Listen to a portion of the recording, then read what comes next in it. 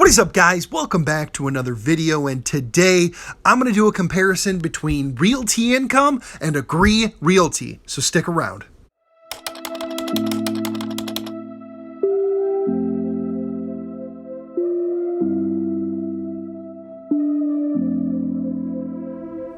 What is up, guys? Welcome back to the channel. My name's Matt, and in this channel, all we do is invest $20 each and every week, and we watch it grow. This week, we are going to do a stock comparison between Realty Income and Agree Realty. So let's go ahead and hop into it. Real quick though, do me a favor, if you like my content, smash that subscribe button, hit the like button, leave me a comment down below. At the end of the video, let me know who you have. Chances are, if you're a dividend investor, you probably are going to end up with both. But I was surfing around the other day and I saw Realty Income, and I was on Seeking Alpha, and I scrolled to the bottom and it gives you a list of peers, and I saw Agree Realty, and I had to do a little bit more analysis on this company. So let's go ahead and hop into that analysis. All right, guys, so as we take a look at Realty Income, ticker symbol O, it is known as the monthly dividend company. So when we look on their website, we actually go to their, I think it's their investor presentation here.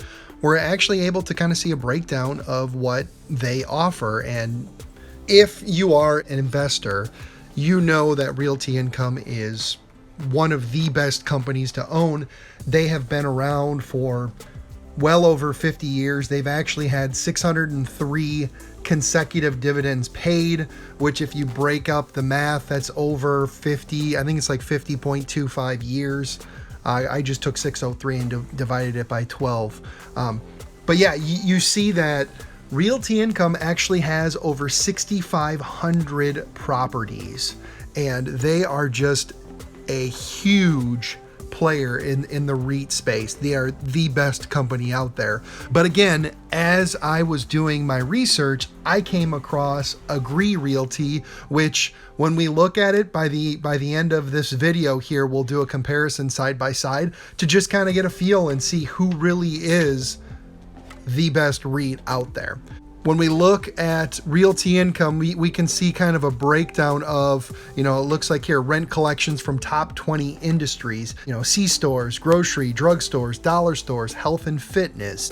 For October, Realty Income collected 92.9% of their rent. So that tells you, they're still collecting rent when there's a global pandemic going on. And, my guess is the majority of the rent that they didn't get, it looks like it is from theaters and health and fitness. When we kind of zoom in here, we can see that the blue portion right there is the October one, and it looks like casual dining, a small percentage of that didn't pay as well. So really it came from three different, industries, theaters being hit a decent portion there. And, for the course of the third quarter rent collections, you can see again, theaters, health and fitness. And then as we, kind of zoom through, again, there's 58 pages here for the investors. And that's something when you guys are investing, make sure you're going to these websites of these companies and just doing your own research. As we move on here, we can see the performance track record of Realty Income. It's got the consistent growth. You can see that it looks like, 2009, again, there was, crash of 08, 09, and then just taken off since then. And you can see historical growth rates. Current REITs are performing at about 3.3%, and Realty Income is at a staggering 5.1%. Track record is obviously favorable, and you got to keep in mind too that a lot of companies, when they put together their investor stuff for their company, they're not going to tell you the bad parts the majority of the time. They're going to try and highlight all the things they're great at. They're going to highlight everything about them that's positive. It's for us to kind of sift through the BS and see what's there, if any at all. Again, Realty Income is a phenomenal company, and you need to have this in your portfolio, whether it's a growth portfolio or even, dividend paying or whatever it may be. As we move on here, you can even see it says our approach in year-to-date 2020 results: acquire well-located commercial properties. They got about $1.3 billion in year-to-date acquisitions. That's just this year. Remain disciplined in our acquisition underwriting. So execute long-term net lease agreements. So their average agreement is going to be around 13 years. I mean, that is huge. So they're locking up these tenants for well over a decade and just going to be getting that consistent rent. Actively manage portfolio to maximize value. They ended the quarter at 98.6% occupancy, which is still, I mean, that's phenomenal as well. Growth per share earnings and dividends. The growth is there. The dividend growth is there as well. And then as we look to their portfolio diversification, you can see that Walgreens has 5.8% of their properties. 7-Eleven is at 4.9%. Dollar General is at 4.4%. So if you've been noticing, a lot of smaller communities have been having more Dollar Generals put in. I know in my area, I'm kind of in a rural, just outside of St. Louis area. I know in this area alone, there's been probably 3 to 4 new Dollar Generals that have been put up, and that's just because they're lower price points. It's just kind of like a stop and go, a one-stop shop. I mean, they have everything, apart from like alcohol or anything like that. But if they had gas and alcohol and cigarettes, I mean, they would literally be the one-stop shop. You can see FedEx, LA Fitness, AMC, they are kind of exposed in that aspect. Again, the fitness aspect, the AMC theaters, Lifetime Fitness is another one. So Lifetime Fitness is 2.5%, AMC is 2.7%, LA Fitness is 3.3%. So that's what, 8.5% of their tenants here that are kind of exposed. And then again, as we look at like the portfolio diversification, dollar stores, they're 7.8%, essential, non-discretionary, low price point. Drugstores, health and fitness. So, I mean, again, health and fitness, 7.1%. These huge fitness conglomerates are just going by the wayside. I do not see them working out long-term, especially now. I mean, in the St. Louis market, there's what's called a Gold's Gym, and they are these huge, I mean, like warehouse style workout facilities that are just folding left and right. I think they actually ended up declaring bankruptcy, but grocery stores here, and then of course theaters. So between theaters and fitness, again, that on this here, it looks like it's 12.8% of their exposure, and that's just, it is kind of worrisome. But at the same time, when you hold over 6,500 properties and a small portion of them are going to be, and speculative for them, it's well worth it. It's not going to make me want to not invest, if that makes sense. And then you can see retail. So retail is 6,410 properties, and the average leasable square feet is over 12,000. And the percentage of rental revenue from this investment grade is 44.7%. And that's a huge portion of their portfolio, with industrial being 120 properties, and those are, looks like 20 times the size of these retail places. Office buildings are a small percentage, and agricultural, those are a small percentage as well. And it's nice to kind of see that as like an overview here too. And then you can see geographical, based on the 49 states where, their balance is, looks like, according to this, it's the percentage of their revenue per state.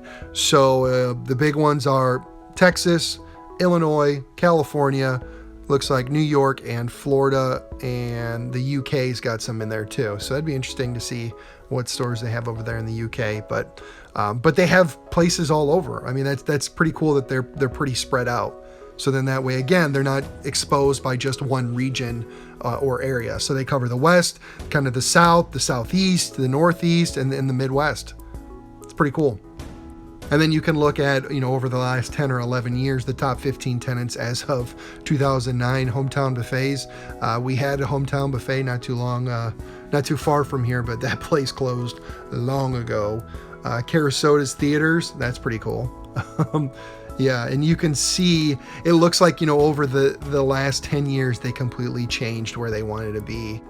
Yeah, Pizza Hut's cinemas again, and you look at them right now, it's just night and day compared to before and now. So you can see that, like, and I'm not going to go through every single page here, but with Realty Income, they're doing very well with the 6,500 properties. I mean, they are just king of kings, and you know, we're not gonna mull this over too much. Let's head over to Agree Realty and let's just go ahead and do a comparison between the two. All right, so when we hop on Agree Realty's investor kind of presentation here, you can see that they're very similar to Realty Income, and they're going to be in a lot of the spaces that Realty Income, and this is updated as of November 2020. So when we look through, we can see that it was actually founded in 1971 by Richard Agree, hence the name Agree Realty. Public on the New York Stock Exchange since 1994. They have 4.8 billion retail net lease, REIT headquartered in Bloomfield Hills, Michigan, and they have 1,027 properties totaling, you know, over 21 million square feet. I mean, that one right there, I don't really care about the square feet, but the property's 1,027. So that compared to Realty Income 6,500, I mean, it's night and day. It's over 6x the amount of properties than this company, but let's go ahead and keep looking. In 2020, they raised the acquisition guidance to 1.25 billion to 1.35 billion. This is kind of a pretty cool one here. Over the last 4 months, they've collected 99%, 99%, 97%, and 96% of rent of their properties. That is huge. I think Realty Income, they were at 92, 93%. Again, 92 or 93% of 6,500 properties is still going to be more than 99% of the 1,027 properties. But it's just kind of cool that they've been able to collect their rent and at that high of a percentage. And on here too, you can see it says paid a quarterly cash dividend of 60 cents per share, a 5.3% year-over-year increase. They got some other stuff in here too. 91 properties acquired in quarter 3 of 2020 for a record 458.3 million. And they even sold a couple properties for $3.5 million. So it looks like they picked up a couple, they sold a couple. As we hop on here, we can see the share price was $63.48. It's probably changed since then. The equity market capitalization, or the market cap, is at about 3.5 billion. I think it's actually up now. And then the property count is 1,027 properties with the top 3 tenant concentration, meaning the top 3 tenants make up 15.9%. And their top 3 tenants are Walmart, Dollar General, TJ Maxx. TJ Maxx kind of worries me because, again, that's retail. If we have any sort of a pandemic, like, what's going to happen to the retail space? We've already seen, you know, theaters, you know, stores like Gordman, stores like JCPenney, Kohl's, like those stores struggle immensely. And then on there too, Tractor Supply Co. You know, that's something that for like the rural people, just they're the ones that are going to get hit. And with retail being hit, it just worries me. So it's not as much. Again, Walmart is a huge portion of their tenant space, and it even says here an annual based rent in the millions. So they're getting 19.6 million from Walmart alone, which, if you were to take Tractor Supply and TJ Maxx, you know, that's about equivalent to those two. They're 3 and 4. So, I mean, and they're exposed as well. I mean, I worry, again, TJ Maxx, Tractor Supply, Hobby Lobby is another one that's questionable, Burlington Coat Factory, LA Fitness. Those are ones that kind of make you worry. I mean, they're not as, I guess, exposed as maybe Realty Income in that sense. But again, Realty Income has over 6,500 properties to kind of pick from. And then you can see too all the different sectors. So home improvement, I mean, they're a big portion of their position is in home improvement, grocery stores, general merchandise, tire and auto service. The one thing you notice about those top 4, what are they? They're necessities. People are always going to be looking to improve their home. They're always going to be needing food, general merchandise. If you're needing, like, again, Dollar General, one-stop shops, you know, tire and auto service, you're always going to be maintaining your car. And then you even have off-price retail, so that can be part of the Dollar General, Dollar Tree as well. So this right here too, it shows like their investment grade at 66%, and it shows the stores that are in that particular space. Questionable ones again, TJ Maxx, Tractor Supply, what else on there? Ross, like that's another one that kind of, not really thrilled about it, but you kind of take it. You can see the top ground leasing tenants again, Walmart, Home Depot, Lowe's, Wegmans, Wawa, Costco, Chase, Aldi. I mean, these are all phenomenal companies. And then their limited exposure at risk sectors. So they've actually kind of liquidated them and kind of reduced them. Dave & Buster's, I have no idea how they're even still in business. I've been to a Dave & Buster's maybe once or twice in my life, but whatever.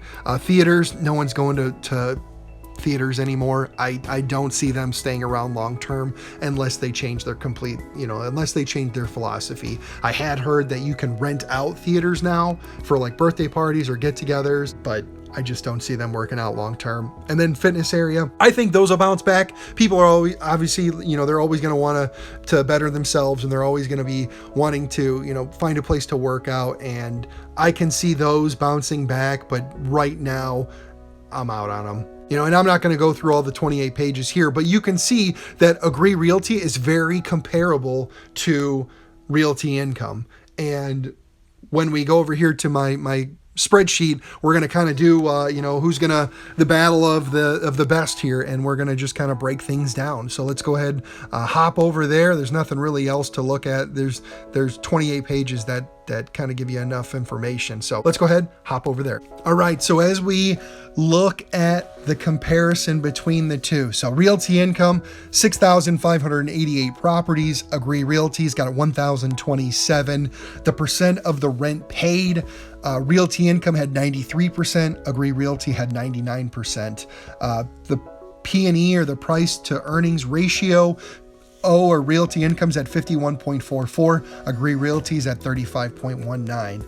Payout ratio, Realty Income's at 84.11. Agree Realty's at 75.71. The yield, Realty Income's at 4.55%, and Agree Realty's at 3.66%. Market cap is 21.71 billion to 3.64 billion. Debt, Realty Income's at 8.63 billion. Agree Realty's got 1.18 billion. Cash on hand, Realty's 724.5 million to 15 million. Debt to cash, and this was something that I just kind of threw together. They're at about $12 of debt for every $1 of cash they have on hand, where Agree Realty's got about $78 of debt to every $1 of cash they have. So their enterprise value, or their overall value of the company, runs at about 29.61 billion to 4.78 billion for Agree Realty. And then current price, and this was something that I just pulled, a couple hours ago. Realty Income was at $61.77, and Agree is at $66.08. And then their dividend paid out yearly. Realty's at $2.81. Agree is at $2.40. Of course, payout for Realty's at monthly. Agree is at quarterly, and then the years of growth, both Realty Income's over 50 and Agree's at 8. So I gave the winners to number of properties to Realty Income. They have more properties, they have a higher yield, they have a higher market cap, they have less debt in comparison to Agree Realty, at about 12x, and they have a higher value of the company. I mean, they're at almost a 7 times value between the two. Current price, they're a little bit less expensive. Their dividend payout is better. And then of course they're paying monthly.